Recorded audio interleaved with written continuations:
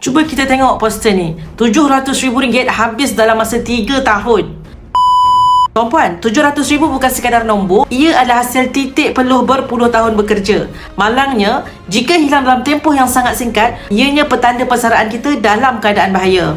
Lebih menyedihkan, apabila wang persaraan habis, maka pesara terpaksa berhadap pada anak-anak, melakukan kerja yang berat pada usia emas atau menagih bantuan orang lain dalam meneruskan kehidupan. Hakikatnya, persaraan bukan sekadar berhenti kerja. Persaraan adalah waktu untuk memastikan kita masih mempunyai wang agar hidup tenang hingga ke penghujung usia. Untuk mengelakkan perkara ini, yang pertama, jangan keluarkan semua dana persaraan tanpa plan yang jelas. Setiap ringgit yang dikeluarkan perlu ada tujuan dan bajet yang terkawal. Yang kedua, pecahkan simpanan. Jangan letakkan semua wang dalam akaun yang mudah dibelanjakan. Simpan sebahagian dalam aset yang lebih sukar diusik seperti emas fizikal sebagai simpanan jangka masa panjang.